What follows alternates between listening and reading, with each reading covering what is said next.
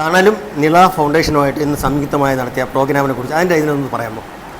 അതായത് കുഞ്ഞുങ്ങളുടെ വൈകല്യങ്ങളെ നേരത്തെ കണ്ടെത്തിയും തിരിച്ചറിഞ്ഞും അവരെ മറ്റ് തെറാപ്പികളും വിദ്യാഭ്യാസവും വഴി അവരെയും സമൂഹത്തിന്റെ മുഖ്യധാരയിലേക്ക് കൊണ്ടുവരിക എന്നൊരു ഉദ്ദേശത്തോടെ പ്രവർത്തിക്കുന്ന ഒരു സ്ഥാപനമാണ് തണൽ എന്ന് പറയുന്നത്.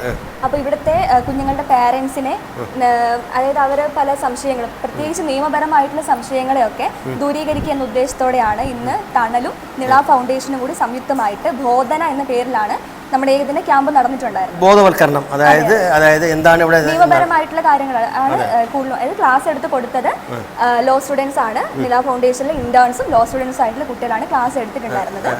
അപ്പം 20ഓളം പാരന്റ്സ് പങ്കെടുത്തിട്ടുണ്ടായിരുന്നു, കുട്ടികളും പങ്കെടുത്തൊരു പ്രോഗ്രാം ആയിരുന്നു. ഈ പ്രോഗ്രാമിൽ കണ്ടക്ട് ചെയ്യുന്നുള്ള ഇതിൽ നിങ്ങൾക്ക് എന്താണ് ഇതിനെ കുറിച്ചിട്ടുള്ള ഇന്നത്തെ ഈ പ്രോഗ്രാമിനെ കുറിച്ചിട്ട്? അതായത് പാരൻസ് എല്ലാവരും പറ്റുന്നവരൊക്കെ വന്നിട്ടുണ്ടായിരുന്നു. അപ്പോൾ അവർക്ക് നിയമവശങ്ങളെ കുറിച്ച്, അതായത് കുട്ടികളുടെ അവരുടെ അവകാശങ്ങൾ അല്ലെങ്കിൽ ആനുകൂല്യങ്ങളെ കുറിച്ചൊക്കെ കൂടുതലായിട്ട് അവർക്കൊന്ന് മനസ്സിലാക്കി കൊടുക്കാൻ കുട്ടികൾക്ക് സാധിച്ചു. പിന്നെ ഞങ്ങൾക്കും ഒരു എക്സ്പോഷറാണ് കാര്യം. ഒന്ന് ഒരു സെഷൻ എടുത്ത് കൊടുക്കുക, ഇതുപോലുള്ള ആൾക്കാരുടെ അടുത്ത് അങ്ങനെ ഇൻട്രാക്ട് ചെയ്ത് നിൽക്കാൻ പറ്റിയത് ഞങ്ങൾക്കൊരു എക്സ്പോഷർ ആയിരുന്നു അത്. അതുപോലെ തന്നെ ഇതിൻ്റെ മൊത്തത്തിലുള്ളൊരു പ്ലാനിങ്ങും കാര്യങ്ങളും ഒരു ഓർഗനൈസിങ് ഇതിലേക്ക് ഞങ്ങൾക്ക് അത്രയും അതിന് പിന്നെ പ്രവർത്തിക്കാൻ ഞങ്ങൾക്ക് പറ്റിയിട്ടുണ്ടായിരുന്നു. അപ്പം അതും ഇത്തരം വൈകല്യങ്ങളുള്ളവർക്ക് സർക്കാരിന്റെ ഭാഗത്ത് നിന്ന് എന്തെങ്കിലും സഹായങ്ങൾ നിയമവശങ്ങളെ പറ്റി അവർ പറഞ്ഞപ്പോൾ സംസ്ഥാന സർക്കാരിന് കുറേ പദ്ധതികളുണ്ട്. നമ്മൾ മെയിനായിട്ടും ക്ലാസ് എടുത്തത് ഇപ്പോൾ സംസ്ഥാന സർക്കാരിൻ്റെ പദ്ധതികളുണ്ട്, 6ഓളം പദ്ധതികളുണ്ട് ഈ ഭിന്നശേഷിക്കാർക്ക് വേണ്ടിയുള്ള. അപ്പോൾ 6ഓളം പദ്ധതികളെക്കുറിച്ചുള്ള ഒരു വിശദീകരണമാണ് അവിടെ കൊടുത്തത്. അതുപോലെ തന്നെ അവരുടെ ഡൗട്ട് നമ്മൾ ക്ലാരിഫൈ ചെയ്ത് കൊടുത്തിട്ടുണ്ട്. എന്തൊക്കെയാണ് ക്ലാരിഫൈ ചെയ്ത് കൊടുക്കുന്നത്, അറിയത്തില്ലാത്ത കാര്യങ്ങൾ അവരെ അറിയിക്കാനാണ്. അതെ, ബോധവൽക്കരണമാണ് നമ്മുടെ മെയിൻ എയിമായി ചെയ്തത്. നിങ്ങൾ ചെയ്തുകൊണ്ടിരിക്കുന്നത് ബോധവൽക്കരണം. അതായത് ഇന്ന് സർക്കാർ മറ്റ് ഉന്നതരായ ഒരു ആൾക്കാർ, പിന്നെ അതായത് MP, MLA, വാർഡ് കൗൺസിലർ ഒരുപാട് പേരുണ്ട്. പക്ഷേ ഇവർക്കാർക്കും ഇന്ന് ഭിന്നശേഷിക്കാരായ ആൾക്കാർ എന്തൊക്കെ നേരിടുന്നു എന്നതിനെ കുറിച്ചൊന്നും അവർക്കൊന്നും യാതൊരു ബോധമില്ല. അപ്പൊ അവരുടെ അറിവിൽ കൊണ്ടുവന്നാലും നടക്കുന്ന കാര്യമൊക്കെ പിന്നെ നോക്കാം. എന്നിരുന്നാൽ തന്നെ നമ്മൾ നമ്മുടേതായ ഡ്യൂട്ടി ചെയ്തു. വെബ്സൈറ്റുകൾ പറഞ്ഞു കൊടുത്തു എന്തൊക്കെ ചെയ്യണം. പിന്നെ ഇവിടുന്ന് തന്നെ സാർ അതിനുള്ള ഇനിഷ്യേറ്റീവ് എടുത്തിട്ടുണ്ട്. അവർക്ക് ഫ്രീ ആയിട്ട് തന്നെ ചെയ്തു കൊടുക്കും. തുടർന്ന് ഇത്തരത്തിലുള്ള ക്ലാസ്സുകൾ നടത്തിയാൽ കൊള്ളാമെന്നുണ്ടോ?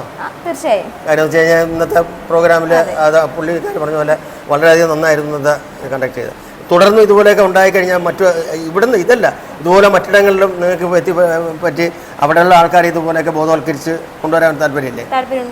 തീർച്ചയായിട്ടും ഈ പ്രോഗ്രാം കാണുന്ന ആരെങ്കിലും നിങ്ങളെ ഇൻസ്ട്രക്ടർമാരായിട്ട് വിളിച്ച് അങ്ങോട്ട് കൊണ്ടുപോയി പ്രോഗ്രാം നടത്തുന്നുണ്ട്.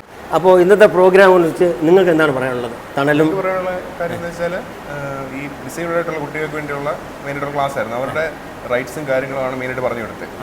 അതിനെക്കുറിച്ചുള്ള അവരുടെ പേരൻസിനും ഒരു ബോധവൽക്കരണ ക്ലാസ് ആയിരുന്നു. അപ്പോൾ പേരൻസ് മാത്രമല്ല, ഇവിടെ ഈ ഭിന്നശേഷിക്കാരായ കുട്ടികൾ അവരുടെ ഇതിൻ്റെ ഈ ഓർഗനൈസ് ചെയ്യുന്ന അവരുടെയൊക്കെ എല്ലാവരുടെ ഇത് മുന്നേറ്റാണ്. ശരി.